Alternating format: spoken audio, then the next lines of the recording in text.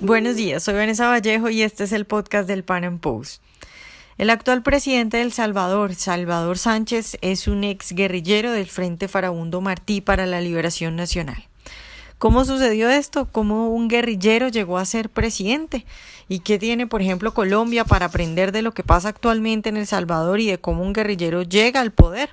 Pues hoy hablaremos al respecto. Nuestra invitada es Emma García Prieto. Ella es licenciada en Ciencias Políticas con maestría en Relaciones Internacionales y directora de CREO, una organización de jóvenes en El Salvador para educar a la juventud salvadoreña en principios liberales.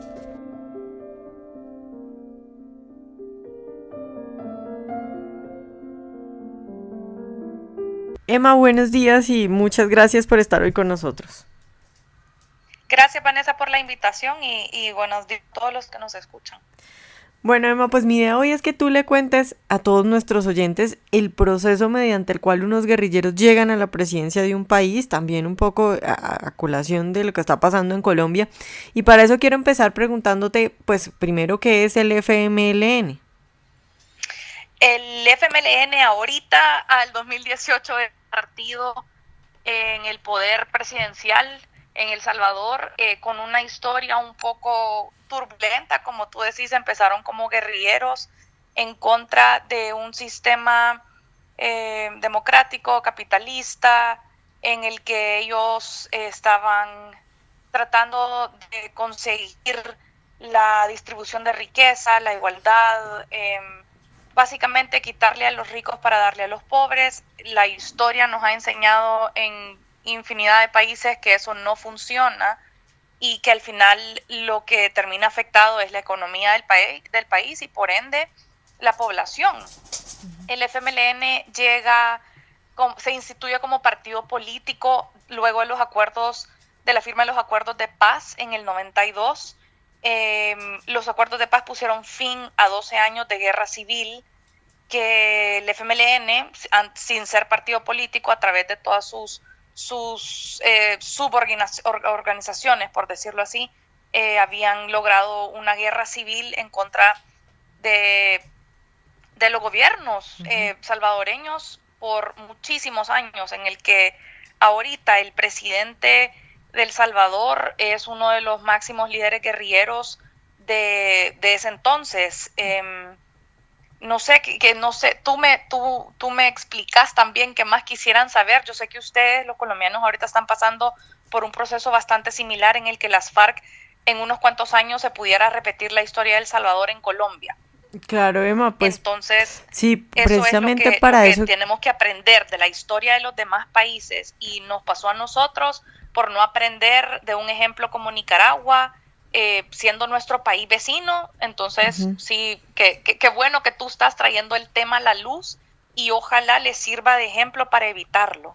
Emma, un poco para hacer que los colombianos y pues que la audiencia de otros países conozcan y que los colombianos puedan hacer el paralelo, quisiera preguntarte qué se pactó con el FMLN en tu país.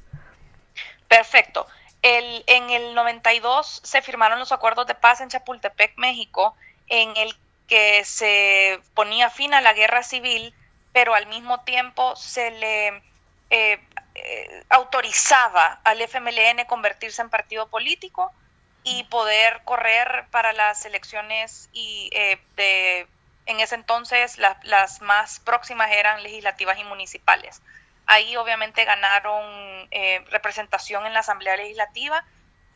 Yo nací unos meses antes de la firma de los acuerdos de paz, entonces no me puedo ni siquiera imaginar lo que ha de tener que ver a los que ellos sabían con nombre y apellido que eran guerrilleros, estaban con las fotos en los fusiles, los habían muy probablemente visto como guerrilleros, y luego verlos sentados en un curul en la Asamblea Legislativa.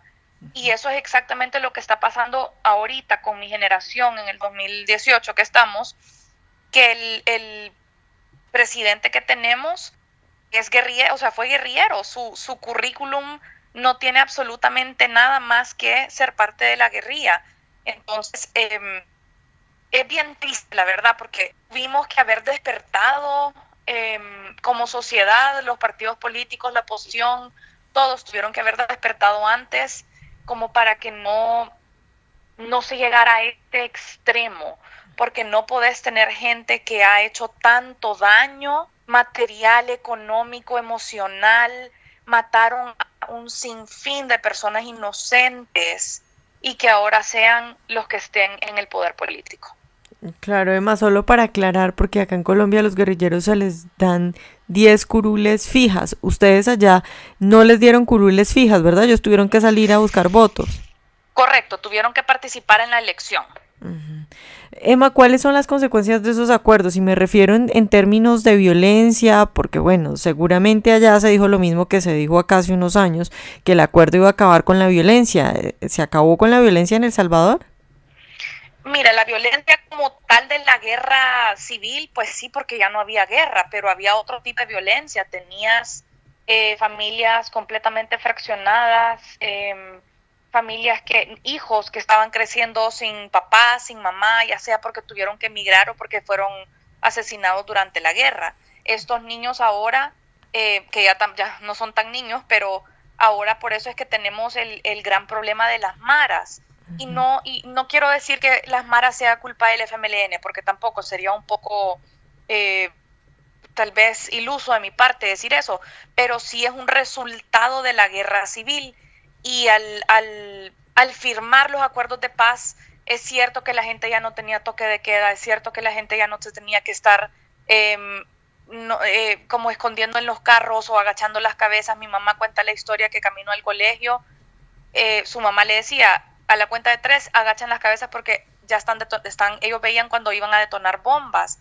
O sea, ese nivel de violencia sí terminó, pero no por darle al FMLN poder político, sino que se firmaron los acuerdos de paz. Entonces, por un lado, la guerra cesa la violencia, pero por otro te empieza a crecer otro tipo de guerra, que es la que vivimos hasta esta fecha con las maras, y sí es un resultado directo de la guerra civil. Claro, y ustedes siguen siendo uno de los países más violentos del mundo, ¿no?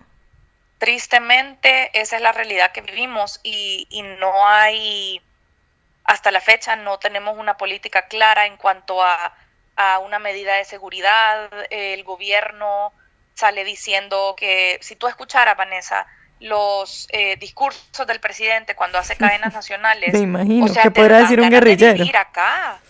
Claro, o sea, de verdad tuvo ahí los discursos, y El Salvador es el país más espectacular del mundo, donde no hay violencia, donde la gente puede salir a la calle sin temor a que lo maten.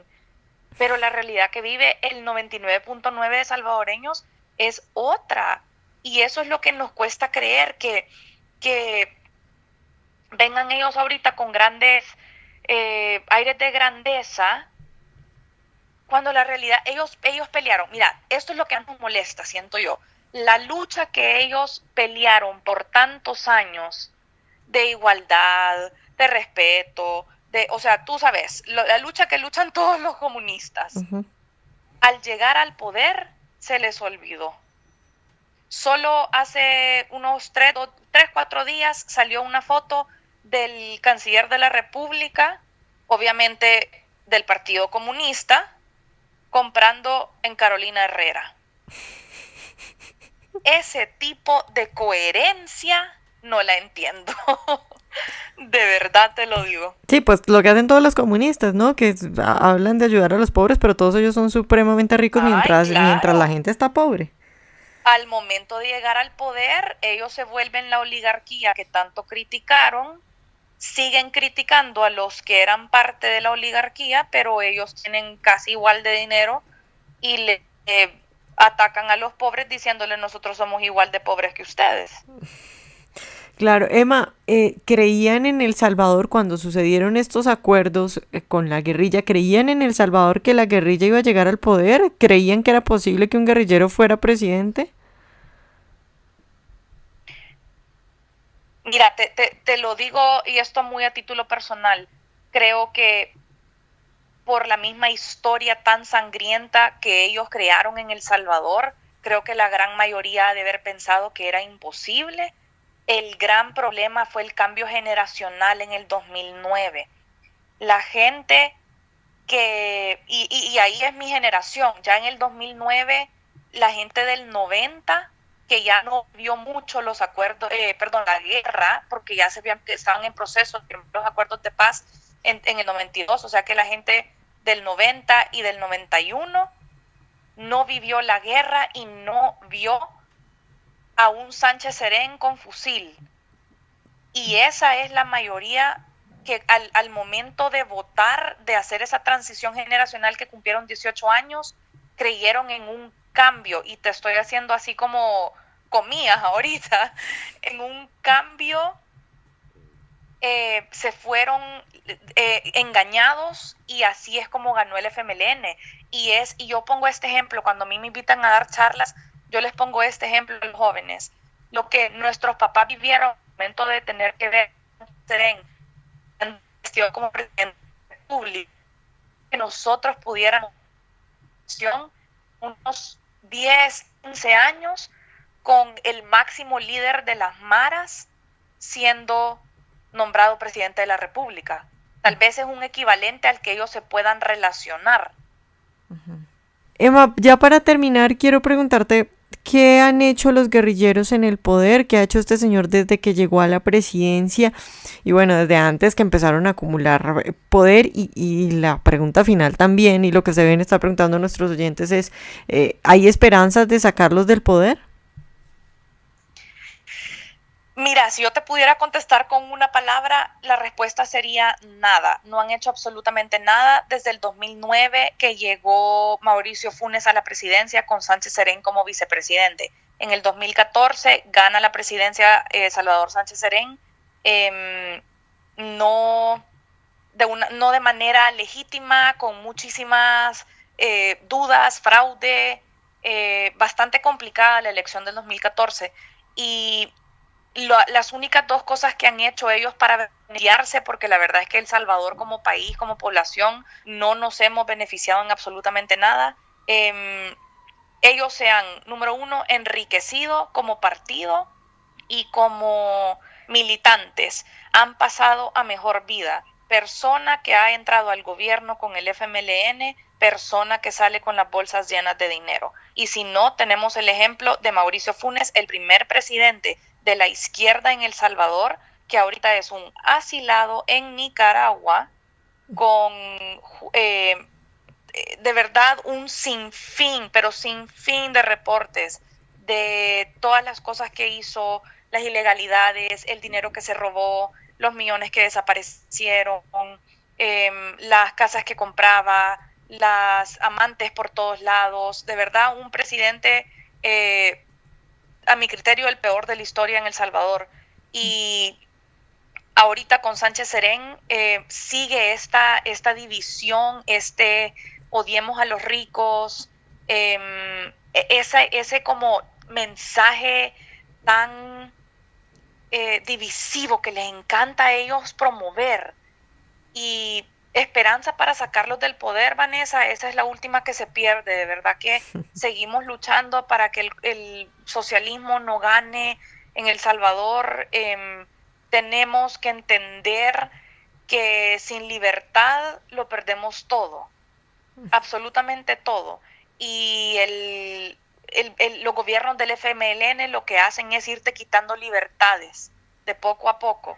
Te prometen un vaso de leche. Justamente antes de hablar contigo estaba viendo televisión y uno de los spots publicitarios, porque estamos a mes y medio de la elección legislativa y municipal, uno de los spots publicitarios del FMLN es: para poder seguir dándote tu vaso de leche, necesitamos que votes por nosotros. Ese nivel de bajeza en cuanto a una campaña publicitaria de comprar el voto a cambio de un vaso de leche con la gente más necesitada. ¿Y por qué no lo ponemos del otro lado? ¿Qué tal si le damos a ellos las oportunidades para que ellos mismos se puedan comprar su vaso de leche? Pero no lo van a lograr hacer si siguen metiendo impuestos, si siguen robando, si siguen, aquí en El Salvador la expresión es dándole atol con el dedo a la gente, o sea, mintiendo. Y eso tristemente va nos va a tomar bastante cambiarlo, porque han sido 9 años perdidos en cuanto a una presidencia, pero no es imposible, y la esperanza siempre se mantiene, y es lo que creo hace todos los días, informar a los jóvenes. Ahorita los jóvenes son la mayoría en El Salvador, tienen el 51% del padrón electoral, y ahí está la diferencia. Ahí se puede marcar la diferencia, con informarse, con capacitarse, con motivarse, y no solo quedarte esa información, sino que compartirla con los demás, porque el socialismo no ha funcionado en ningún país. Tenemos que aprender de la historia de los demás países. Venezuela sigue siendo el faro a seguir de este gobierno, y ustedes mejor que nadie, tan cerca de Venezuela, saben lo que ellos están sufriendo. Entonces, ojalá, de verdad espero que esto les sirva a ustedes como colombianos, porque es bien difícil. Una vez llegan al poder, es bien difícil bajarlos, porque el poder, por naturaleza, el ser humano le gusta el poder, pero esta gente que nunca tuvo nada y pero que ahorita viene más a tenerlo todo, sí, lo viene a tener todo, se vuelven locos. Entonces, de verdad, de todo corazón, espero que les sirva, y que lean un poquito de la historia de El Salvador para que entiendan el efecto y todo el daño que han causado en el país. Bueno, Emma, pues muchas gracias por estar hoy con nosotros. Mil gracias, Vanessa, y un abrazo y feliz año nuevo, que todo este año sea de mucho éxito para ti. Ojalá hayan disfrutado esta entrevista de hoy. Recuerden seguirnos en nuestro canal de YouTube y en nuestras redes sociales, y nos vemos en un próximo Pan Am Podcast.